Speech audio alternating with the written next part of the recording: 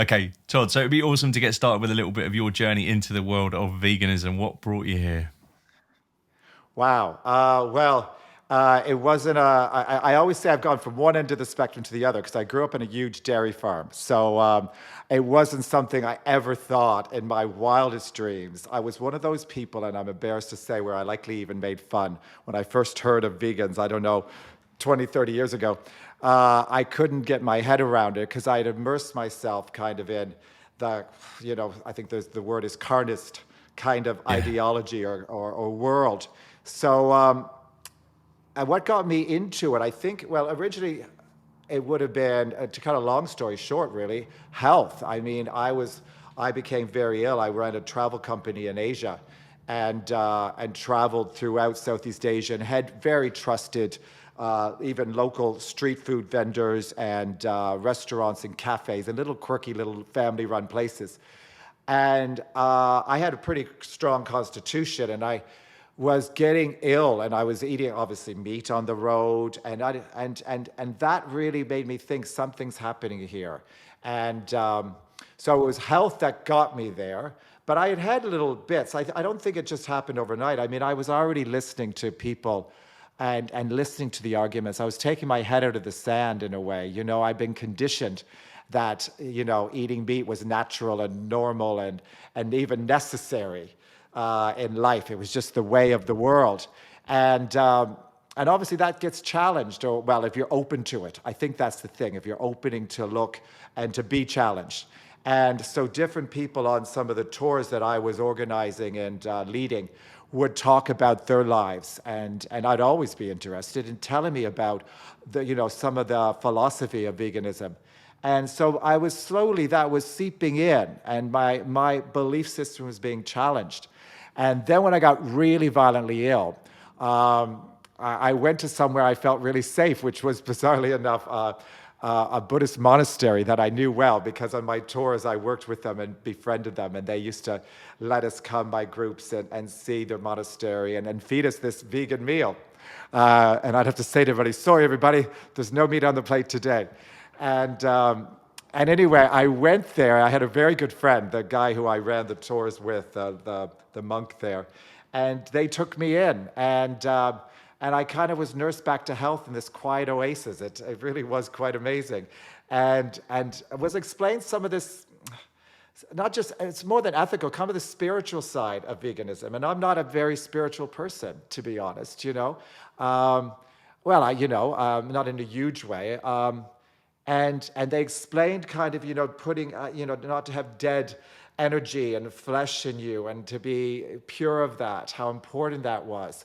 But then the health aspect was that, they put me on this herbal remedy and this plant-based diet. They didn't even really tell me. I was not explained this is, a vegan diet or do. It just happened. I got instantly better. I felt the benefits. So that really inspired me. So I thought when I go back out into the world, and I knew I had to, I was going to try to integrate this into my life. And that was had its own challenges because I wasn't like I was home in my home and I could go down to the Tesco Metro or the Sainsbury's and go to the vegan aisle. I was in the middle of I was in Vietnam actually at that time, and I was flying to Laos in a few days, and I had to find ways of making this work on the road with sometimes limited resources. But I was pretty determined then. I decided that I wanted to put this as a core belief. I was kind of already thinking back to some of the things that I took for granted or I assumed, and I was almost getting upset with myself that I hadn't questioned this earlier. So, um, so yes, I went out there and I had to then kind of relearn, and I had to kind of all the local restaurants that knew me so well, of course, they just assumed they knew exactly what I liked, and I had a bit of power because I'd have groups of dozens of people come through their doors, and I was one of those people. I was like a vegan Gordon Ramsay. I'd come in and rearrange the furniture and tell the kitchen staff what to do. And so anyway, I'll never forget. I came out of the monastery just outside of Hue in northern Vietnam in the hills, and I came to the town, Hue, the town, which is an interesting town anyway. It's a dusty little town in a way. And I was walking down a street just on my own. I didn't have a big group with me. I thought I could, just quietly go from A to B. And and I heard this screaming, it's you, come in, come in, come in. And they dragged me in and sat me in the window seat and chatted. But then a minute later, first I had this, I had the coconut, fresh coconut, because I love my fresh coconut. And they knew that. Like I had been there for months, maybe 8, 9 months. And then the next thing you know, the chef comes out with this steaming plate. Knew exactly. It was my favorite dish. They would have made me dozens of times. And of course, it had chicken, and I think it even had beef, and it likely had a mix of animals. And I had to go, oh, this is my first challenge. I have to somehow respect this culture and talk about this and kind of, take everything I've learned and all the confidence I've just barely kind of gathered and mustered, and do it in a really nice way and explain that now I don't consume any animal products, and this is why. And we had that discussion, and I was really impressed at how the positive response, because they very much listened and wanted to learn. And I think Southeastern cultures anyway, well, they're very polite, obviously, but they're also, traditionally didn't have a lot of meat in their diet, and they do. It's a culture until Westernization, didn't have a lot of the chronic diseases and the things associated with fast food and meat. And so they were very responsive. And I went into the kitchen with them and explained what was vegan and what wasn't, because at first it was like, no this, no milk, no. And we literally just physically went in and veganized the parts of their kitchen. And they made me my favorite dish without meat. And it really changed, it boosted my confidence as well, that I can go out there in the world with a big group of people and take this on and make this work. And it was a really lovely experience. And then when I go back to this little town or other little towns, they would get all excited and they go, oh, come.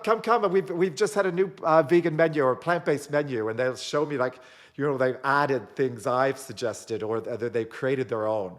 And that was really lovely, because I thought, just by sharing and opening up, without it being too heavy. I didn't want it to be too strong about, right and wrong. It was more about explaining me and why I come to this and my choices, my personal choices. And it made our connections actually deeper.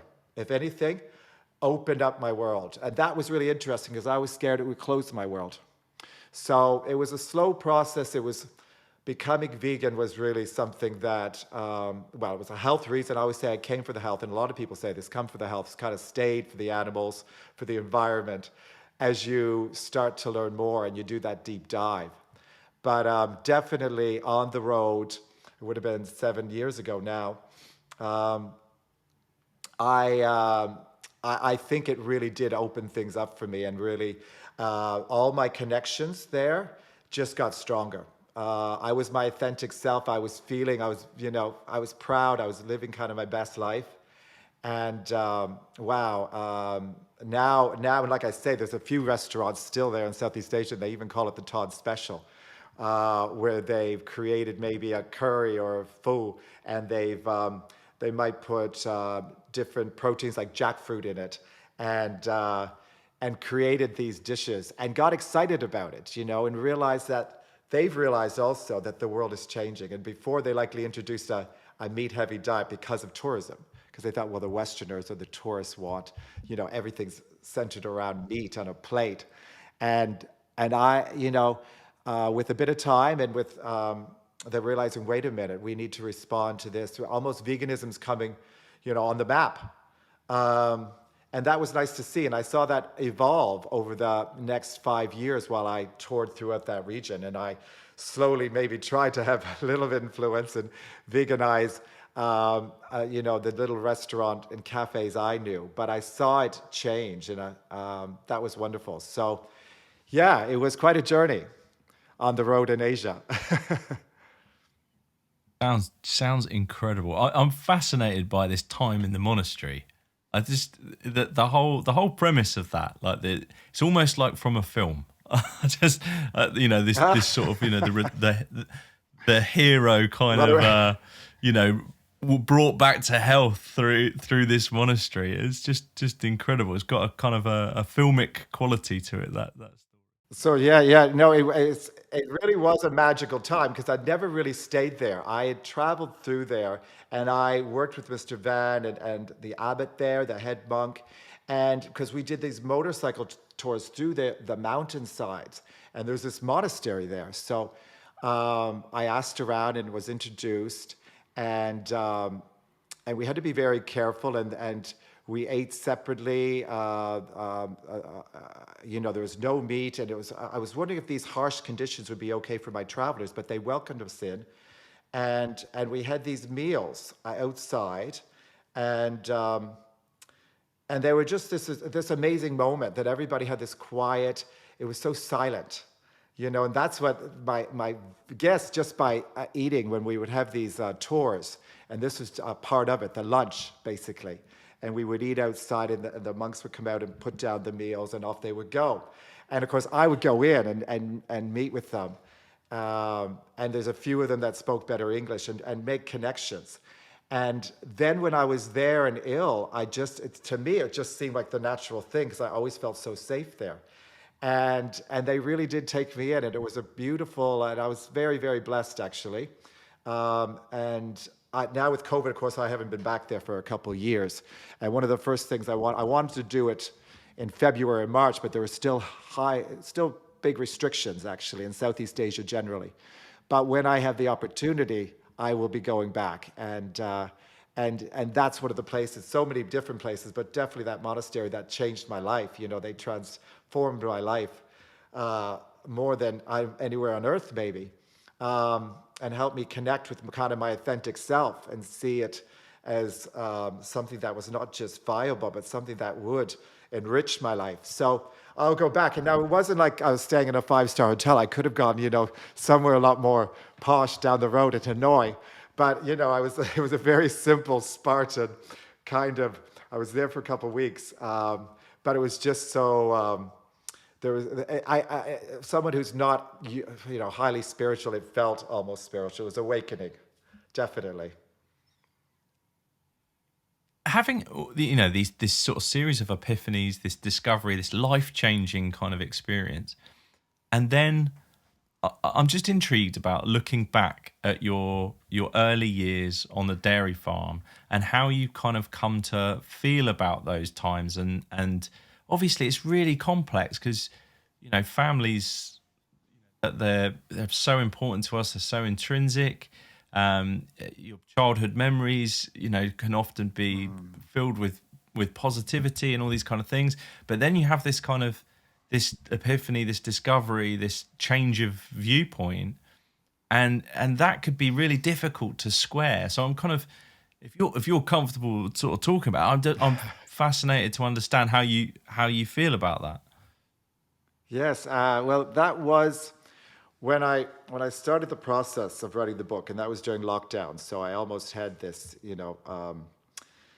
this enforced kind of isolation. So I could go there and do the research, and some of the research just wasn't getting the latest science and nutritional advice and all these things. But it was my story. I realized as well a little bit, that especially that first book, and it was difficult to write, and I was very mindful that I had to be cautious and careful and respectful, I guess, of my heritage, because I grew up on it was a mixed use farm, but the main income came from dairy. We had huge, like hundreds, a herd of hundreds of dairy cattle and some beef cattle actually, and so I found that very hard to kind of, I wanted to tell it and I knew it needed to be told. And I was, even while I was writing it, I knew that obviously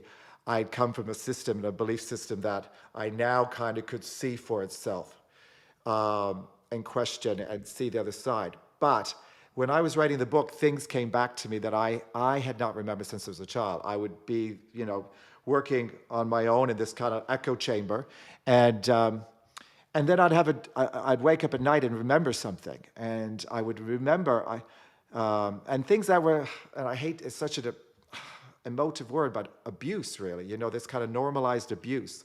And I was very careful not to use that because, my family were, they treated their animals as best they could. And they had a farm where cows did go out and graze. And they cared. I remember my grandfather and even my father staying up all night with a sick animal. I mean, it was something, they were a commodity at the end of the day, but still, they were very much involved in wanting the land to be well treated and the animals to be well treated. But I also recognized that it was still, there were things that, as a child I had blocked, and things like even like the little calves, dehorning them, taking the horns and burning them out, and really, things that, and I won't go into it because some of them are likely, for me, I've had to face that they're just normalized, but some things that I had to confront as well, and that I hadn't really as this stage in my life, because I just kind of, well, that's in the past. So it was really, it was, that bit was a little strange to write, and I hope I got the balance right between this fact that I did grow up, and I think most people do. I mean, let's face it, we grow up thinking that it's all kind of natural and normal. I was just, really that system. I was part of that food system, part of the farming, the agricultural industry. I was born within it. It was like 5 generations since my family came from Scotland. In 1830 something, on a ship they would have come over. They cleared the land, literally. It was one of my ancestors would have cleared the land that's my family farm and cut down the trees and plowed the fields for the first time. So it's quite an incredible, that connection, that link. So to understand that, and I knew that even my family likely had, and what it would be, my father, my grandfather, my uncle, maybe would have conflicts themselves about some of the things they were doing, and had to just get on with that job. But I knew they cared about the environment and all those things. What amazes me is that at the time, within it, it took me a long time to reflect. I just said, this is, somehow that conditioning is so strong. That's what amazes me. Like I knew something, like I knew that I pulled away from things, but I was involved in things that were abuse, that was normalized violence, and I can recognize it as that now. And it can be disturbing and shocking. And yet I remember as a child, like my parents would go away in the summer, stay on a holiday, and we would go to a zoo. And me finding zoos very uncomfortable. I couldn't smile in the photographs. I didn't want to go into the enclosures. I looked at the animals in those cages or pens or whatever, these exotic animals, and knew that there was a sadness. And maybe I recognize that sadness now. Although the farm animals, it was just a different thing. Somehow I knew something was wrong, and people used to say to me as a child, "Why can't you, smile? You look like you're not having fun." And I was not comfortable with the whole concept of these animals. And I remember I was supposed to hold this baby tiger or something, and I was like, "No, I'm not doing that." I just thought the whole thing was wrong, and yet the farming was just something that was the way of the world for me, and it had been, and it was all around me. I was in a farming community. I grew up in this small island. Well, it's not that small. It's one of the 10 provinces, Prince Edward Island on the east coast of Canada. And it's farming and fishing, That's kind of the livelihoods of the community that I grew up with. So now for me to go, wow, to my journey is quite from one end to the other end. It's kind of extreme when I think about it now, actually, and you question me about it. Yeah, I mean, those things at the time, I remember being uncomfortable and sad at times. I remember playing with like the calves when they were born, and that there's nothing more sweet than calves, but hearing the crying is at night as well, and seeing that and seeing all those things, so from very, very young eyes. So you do just kind of think, well, we have to drink milk, and this is the way it has to be, and okay, and now I wish I would have questioned it obviously earlier, and I think, wow, I can't believe I didn't connect those dots. But it took me a while. It took me quite a while.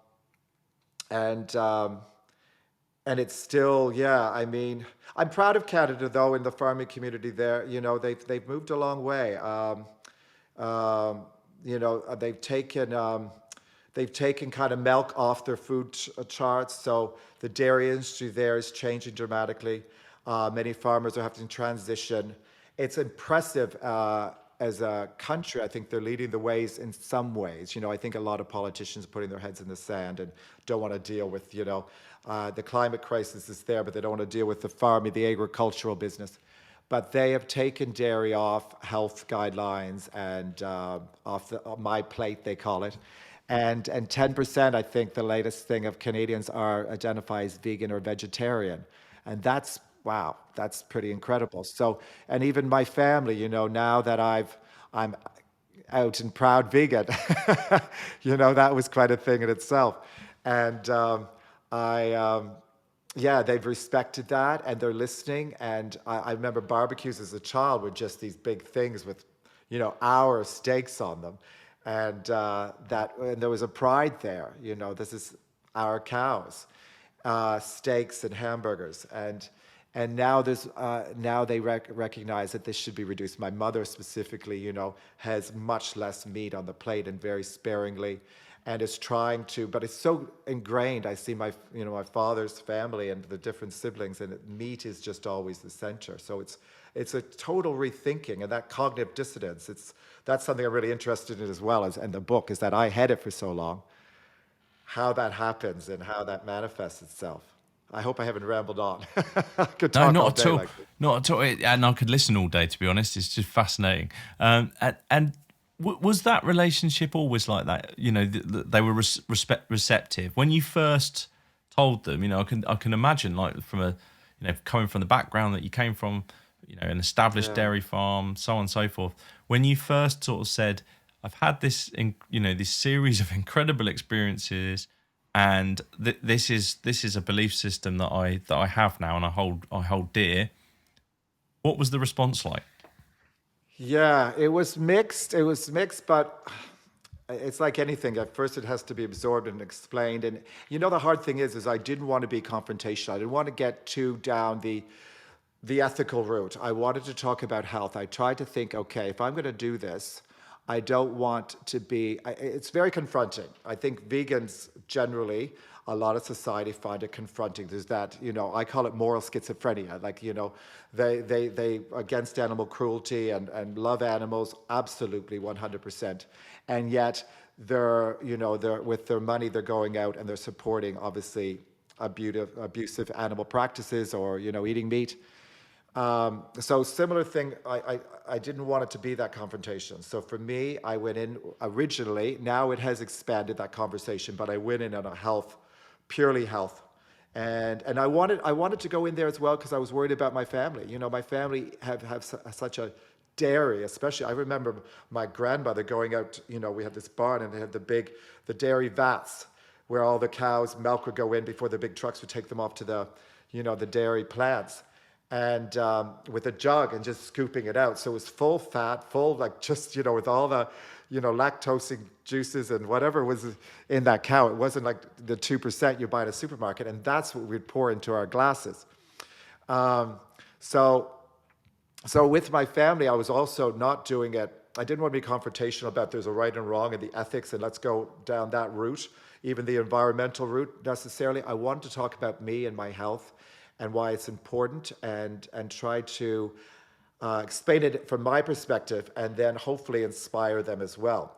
But it was sad for me as well, to be honest, because some of the nicer moments, my father always used to get up and make breakfast, and he makes these amazing kind of egg breakfasts. And he'd go, you know, you'd get the eggs, and he would crack them open, and he'd make us all eggs and toast, and sometimes bacon, but always, pretty much always eggs.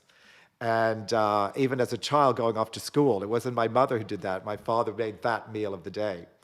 And so it was that time that you had with my father, or my siblings and I had with our father. That was, you know, he's making food, it's in the kitchen. It was such a wonderful time. And even when I went home, since I moved and I'm based in London, I treasured those times of coming in early, coming down to the kitchen table early, and Dad making eggs. and us sitting down and having breakfast, and my mother might come in, but it was our moment and it was his thing.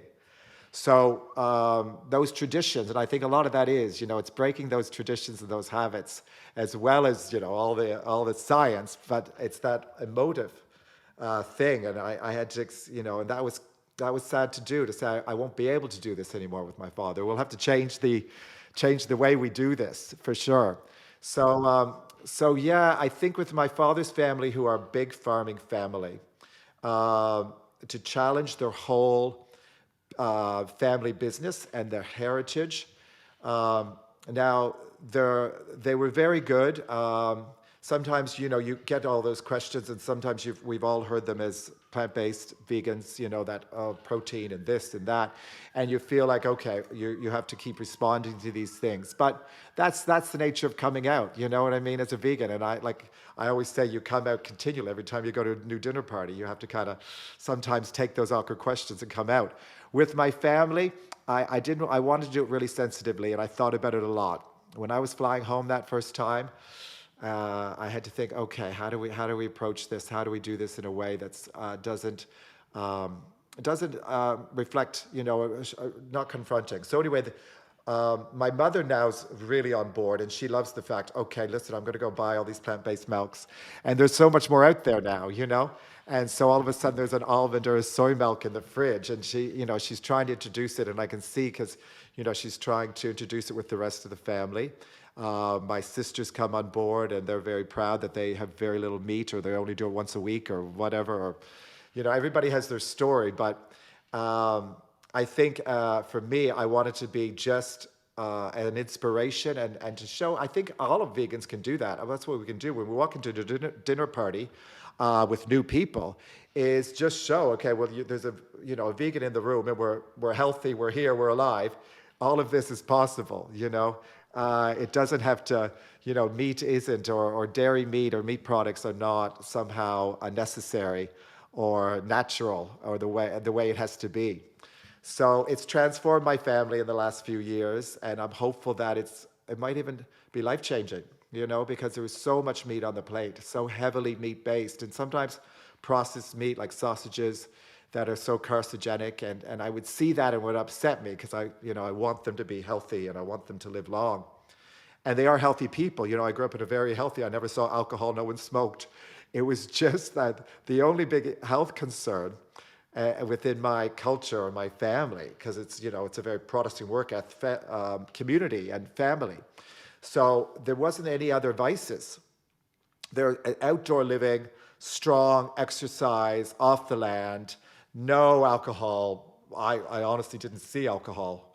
I didn't, very seldom people would be smoking. So it was just these diets. And I thought if I can help shift that through inspiration, through information, then that will help not my family, definitely the people I care about, near me, hopefully have a better life. So the health aspect was the big one, and they've taken it on board now. Few awkward bumps in the road, a lot of awkward questions, but it's just about how you engage and showing your authentic self and how excited you are, I think, and how good it's been for you, can really dampen any of that resistance, or put it at bay. And now it's wonderful, and I see my farming community changing and alternatives coming in. And what does upset me now when I go home to Canada, it used to be, these beautiful picturesque fields with cows grazing, the black and white cows dotted around the field, and horses. And it was that picturesque storybook, children's storybook kind of look to it, which is deceptive, I know. But now you don't see that. I go home now in the summers. The fields are empty, and the old wooden barns are kind of collapsing, because there's all these prefabricated, sometimes round, square enclosures, where basically, the industrialized factory farming has become the norm there. The smaller family-run farms that I grew up with, quite a while ago now, 40 years ago, they've been replaced and bought out by bigger farmers, who are now these huge-scale farmers who don't. Often, though, the cows are out for a minimal amount of time, but the fields are empty. you can see them up in the back, set back into the road or up on a hill, these big fabricated buildings. Um, and I hate to think the unimagined, uh, um, abuses and treatment of the animals in those buildings that might just be walking around all day and the feed in the middle. So that's changed. That's changed dramatically where I grew up. But my family have embraced it, and I think I'm hopeful that it could be a life enhancing and prolonging thing for them.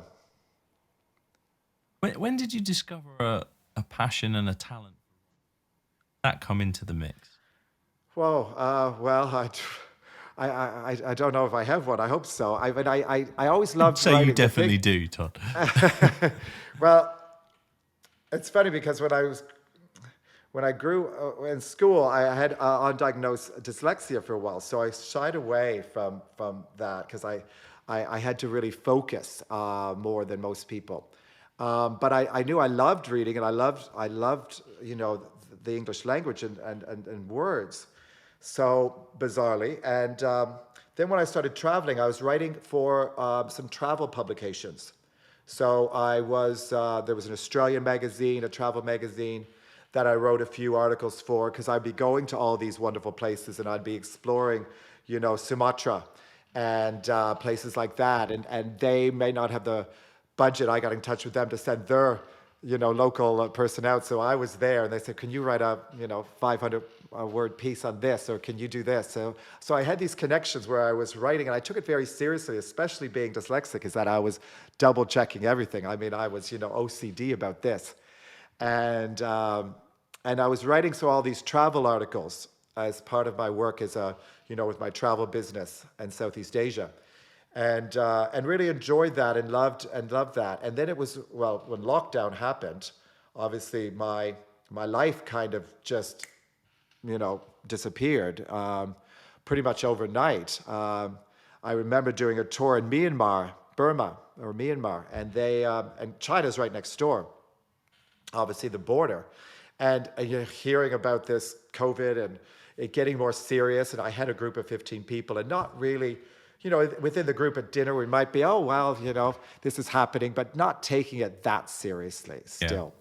And by the end of that tour, we were all sent home, and my job was done, and I had to kind of go, wow. And the borders were coming down. So what I do is specialize in these multinational tours where you're literally going, I might have 5 countries in a month in 30 days. So that was not, I realized then that, wow, that's gone. What I built my career on for the last 11, 12 years was just kind of suddenly gone. So it was a really confusing time. And I came back to London. I didn't even have anywhere to live. My flat was rented out. I shouldn't have been there, I had a friend who disappeared and eventually died. There was a lot happening. It was quite a dark time. So I found a place, and I was living down in Brighton, actually, in the UK. And I had to kind of, the dust settle, and I thought, I have to, this isn't going to go away. This isn't going to be a couple months. This is going to last a while, and I might need to rethink my life and reinvent myself. And at my age, I was thinking, wow, that's a big one. So I basically thought about all the things. I got online and looked at courses, and I took a couple different courses.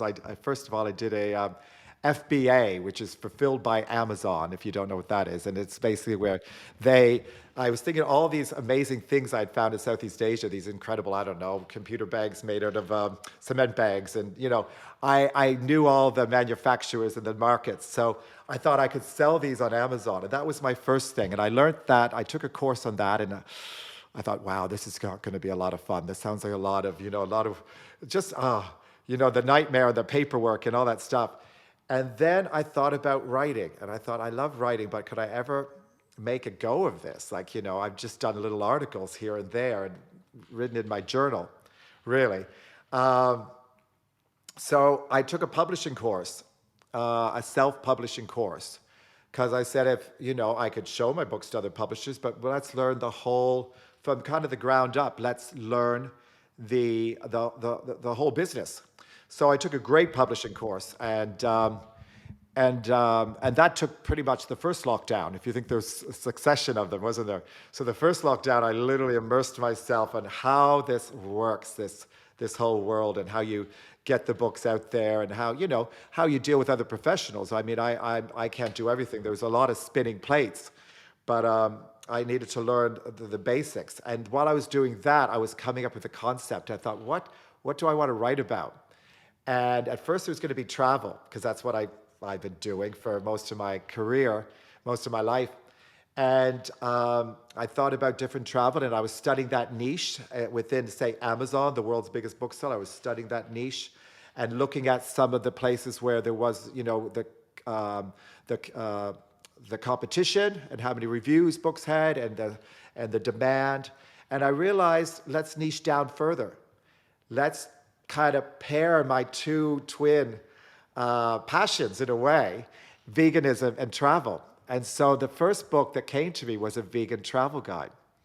And I looked at it, and I started getting excited about it and writing an outline, thinking, well, that should be in a vegan travel guide, or that's what I've learned on the road, or what do people ask? And it wasn't just a vegan travel guide, especially with COVID. I thought COVID's just making everything, all the vegan values, I call them, around sustainability and compassion and all these things, they're highlighting them, and I thought that feeds into travel as well, and how travel and veganism aren't that far.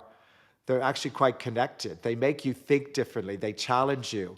They push you outside your comfort zone a little bit, and they make you want to be a better person. I think that was the thing. And I thought, wow, the two things that really I'm passionate about actually are quite connected. And there's not a lot out there. And even people who maybe aren't 100% plant-based often go away and say, well, I don't want to eat the local meat, or I'm scared about that, And so I started, and I was looking out into a world that was kind of in confusion and chaos. And it was like, kind of an unknown and scary time. And I was isolating alone and locked down alone. So I had no diversions, which, usually I would be running around, and, I'm a pretty active person. And I started writing this, doing the outline, because I'd learned to, I'd done the publishing course. I understood the process of how you need to create these books. And I started the outline. And before I could even start the outline, I was writing the book, because I was too excited about getting something down. And so, yeah, I started writing it with the goal that to self-publish and to make this a business. But also, I think, I didn't know if it'd make money necessarily. I'd done my research. I'd looked at it. But I knew I had a passion for it. And I knew that I could convey that onto the page. And I knew I wanted to. So that was the start. That's why I started writing. It was just the circumstances. If you think I would have stayed there. I actually started writing a book on the Mekong River. I used to do 2 days on the Mekong River, going between Thailand and Laos on a lot of my tours. And you'd be 2 days on a slow boat on the Mekong. So I started writing the ultimate backpacker's guide, how to pack the perfect backpack. And I'd write it on my iPhone. So I had that, but I also talked about within that book what to bring along and what to pack. And a lot of them were things that were as a plant, and I had a section on plant-based food. So I kind of took that, or plant-based travel, sustainable travel is what it was called. And that was part of it as well. I'd already had a little bit of it there. That was the germ of it, or whatever, the seed rather.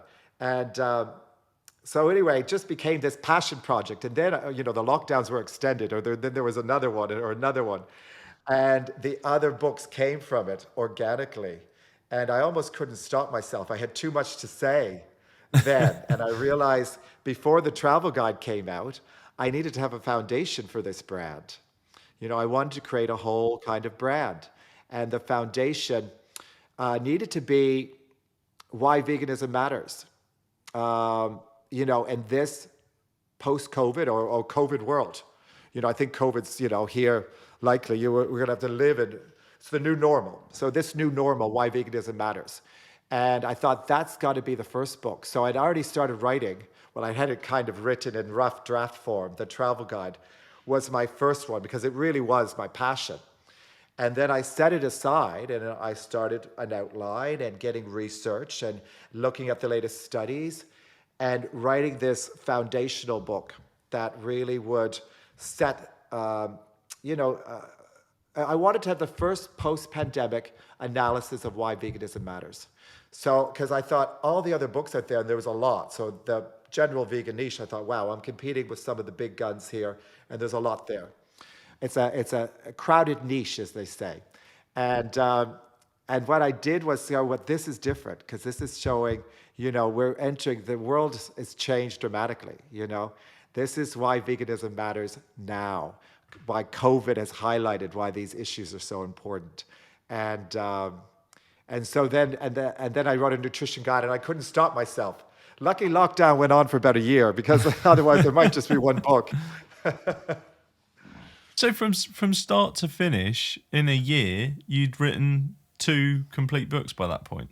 Well, 3. 3. Then, That's like incredible. I said, well, it was kind of a year. Within a year and a half, I'd written a year and a couple months, because, like I said, I started on my travel guide. That was just that just came out of me. Like that was just like it wrote itself. Because, like I said, the Mekong, I'd already started this idea. Like only not long before, maybe only a few months before, I was on the Mekong River, and you have long days and a lot of thoughtful days there. It's beautiful. And I'd started this book on sustainable travel and planning the perfect backpack. And that, when I started writing this book, some of that came to me. This book wrote itself. And then the other ones I wanted to write about why veganism matters. But that's the deep dive. And if you think, that one necessarily, I was advised by my publishing course, people don't want to read that. They don't want to know the why. They want to know the how. They want solutions. They want action-based. And I was writing this deep, an analysis of vegan values and your driving forces of veganism. So everybody could have this, could find their own motivation. And some of that's uncomfortable reading. And that's my story as well, growing up in a dairy farm and me confronting my past. So that's that first book, Why Veganism Matters, The Radical Take on Veganism. But then I thought I need the how as well to complement it. So they're like complementary books. So then I worked with a nutritionist in the Netherlands doing Skype, sessions and brainstorming. And we wrote the nutrition guide, the kind of how-to nutrition guide with all the stuff about different vitamins and minerals and what you have to be aware of, and with my recipes. So they were kind of companion pieces, these first 2 books. And so I always say I have the why veganism matters. The how is, how to incorporate veganism into your life in a healthy way. And then the where to go. So I didn't mean it to be that way. All that kind of happened when I had this, in my echo chamber of lockdown, is that one book led to the next. And they all happened. I didn't sit down there with a great master plan saying I'm going to write 3 books by the end of this lockdown and I'm going to, take over the world. But they all each kind of led to the other, and they fit together. And it was actually kind of really exciting. And then when I became, I worked with an editor. I actually worked with 2 editors because I wanted the best quality, the best book out there I could have, and hopefully one of the best books out there. And that was its own other process. I had to kind of give away a little bit of the ownership, and it's my voice and my words, but they would say, tone that down or bring that out, or we got to cut this. And you had to not be precious about it because I needed that perspective. I wrote these literally, without any feedback, alone, sitting at my table every day. And like I said, wake up sometimes with nightmares, bringing up things from the past. It was quite a process. It really was. I imagine it might have been actually quite validating in a way, although, like you say, you had to give up a little bit of ownership, but giving it over to an editor and the editor not saying, you're way off course here, but actually saying, no, actually, you just need to bring this up or change this or alter that. As a person who just come to writing as in this kind of way, if you like, lockdown 1, that was when you were going to write start these series of what became 3 books. I imagine it was quite validating in a way, having editors look over them and say, actually, you've really got something here. Yes, it was. I mean, it was challenging at first because it's like handing over, your firstborn child. Here you go. Raise it for me. Yeah. But I knew I had to do it, and I told them. I had a great editor, Gareth, in Hertfordshire, and he was wonderful. I said, "I'm not precious. Please do not think that you need to pander to me." I said, "I need these to be. I want to compete with the big guns here. I need these to be the best books out there."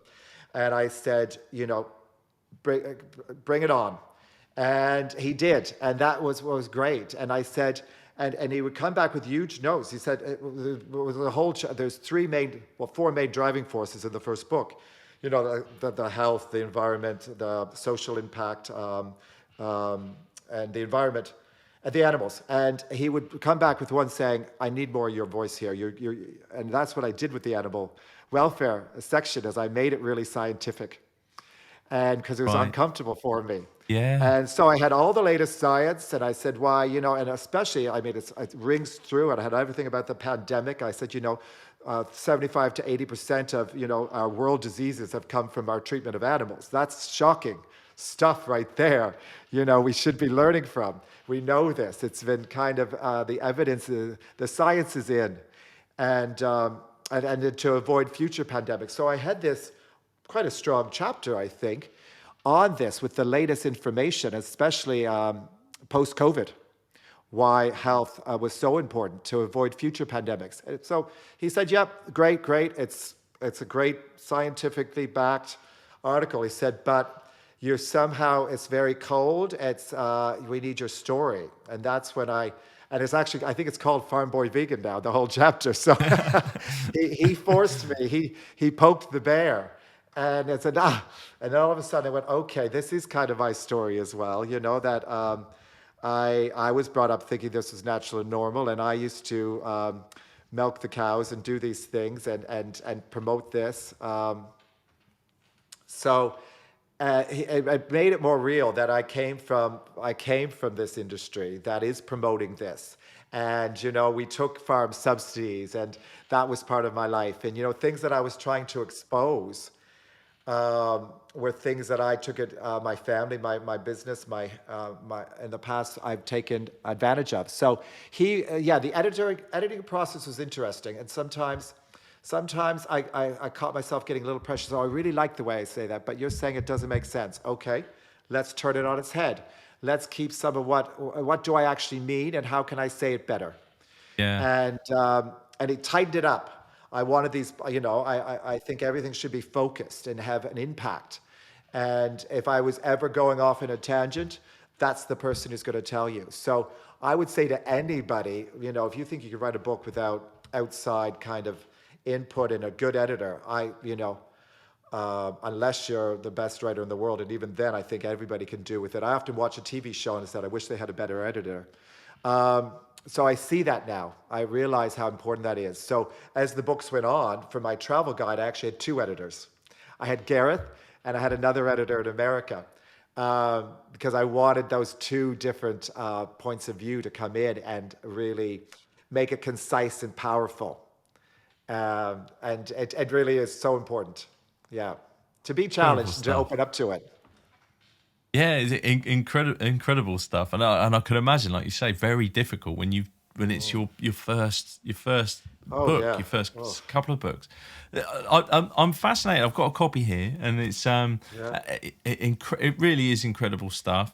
What Thank you. struck me is how well researched. As somebody who's been in the community for a while, and I've been vegan 5 years and run a podcast and so on and so forth, spoken to a lot of people, hopefully learned quite a lot. But as soon as I opened up the book, I learned something immediately, and it Thank you. going through it's incredible how it's dotted with, like you say, personal story, but also lots of actual information, actionable information, and information to help you, in your conversations with others and so on and so forth. It really struck me.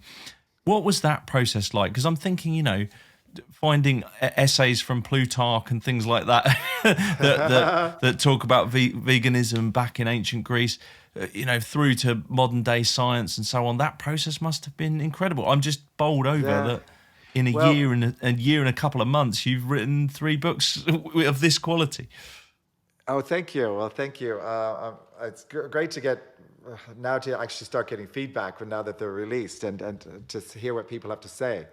But yeah, the research process, I actually quite like research, I guess, as well. And that first book, I wanted it to be based in, I want it to be contextual because I think, and I love history. If you think what I did by leading tours, that was understanding cultures and history.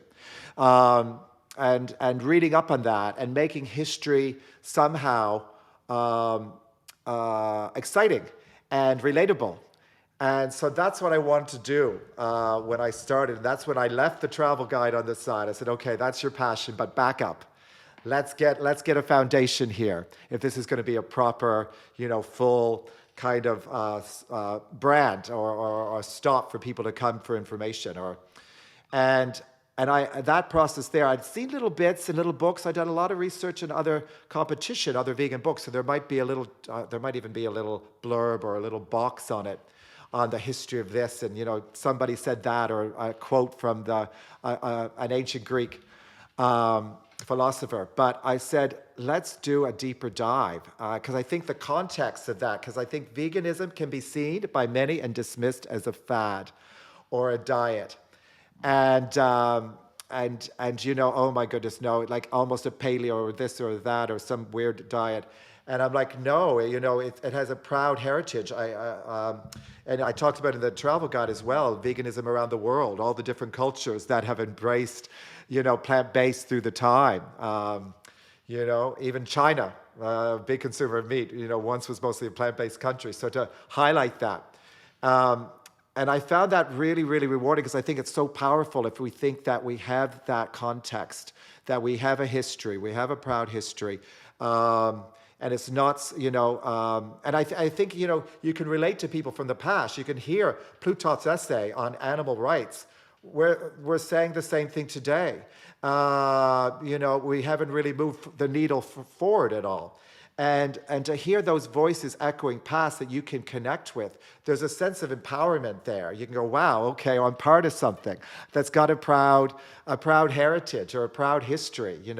This isn't something that was just thought up. I mean, the word, vegan society and vegan wasn't coined to 1944, but they had vegan diets and they had ethical eating as what I call, through history. Even though they didn't have the term yet or the word, they were discussing it. Many people were practicing it. There's a real, it's incredible, even the religions, if you pick out little passages, often touch on, how we treat animals and replenish the body spiritually. But that was really important to me, and I love doing that because I wanted to have that sense that we are part of a movement that goes back, to ancient times. And I think that can empower us. And I even that chapter in the book, The History of Veganism, it's reclaiming our history is what it is. Yeah. And I think a lot of social, like this, it's a social movement. It's good to do that, to reclaim our history. And I think that's what that chapter is called, Reclaiming Our History. And it's something I really wanted to do. And I'm even thinking about it because that's a chapter, and it's quite an in-depth chapter, but it's also, I'd love to do a whole book just on vegan history, on veganism or animal rights, through the time, like literally, like every mention of it. And for someone who wants to do that deep dive, and who is a real history buff, because it's a really interesting. When I was doing history, there's lots of things I left out. And then I got into, then it led on to meat corruption and the future of meat. And that's even something even just as interesting, isn't it? Where we're going.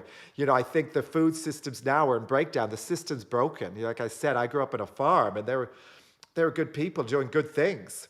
But they also are part of a system that's broken or, breaking down now. You look at the ecological collapse and how we have to face this. The future of meat. So I left the history and our proud heritage and go, where are we going here? What's happening, with the dairy industry, with this, with cell-based meat, what they're calling clean meat, which is an admission anyway that the meat we have is dirty, which I think is quite interesting, that they have to kind of, package it and promote it or brand it as this new clean meat. So that I find really interesting as well, and I did a deep dive into that and where the science is going and the technology, and how they can scale it up and possibly, this might save billions of sentient animals in the future, and I think slowly we'll all, without even know it, go towards a vegan diet as these are scaled up and super realistic plant-based meats, which we're getting, Beyond Burger and Impossible and all these things, but increasingly with milks coming out, new milks would be just like, will taste like and froth like in your cappuccino, just like milk. And when they're out there and the prices are the same, people will slowly just convert, is my hope. And that's kind of that next chapter, that we're at the period now where the farming industry is holding on desperately. And they're fighting a war. The dairy industry, I think, is collapsing and will collapse in the next 10, 15 years. That's my humble, prediction. We can live in hope. All these things are happening, but that was exciting. So when I did the research on the history, you couldn't help but to see where it was going and do the research there and go, well, okay, this is where we're at. We're at this unique moment in time that we're all living through. And I think that's really exciting because we're part of this. We're living through this in real time.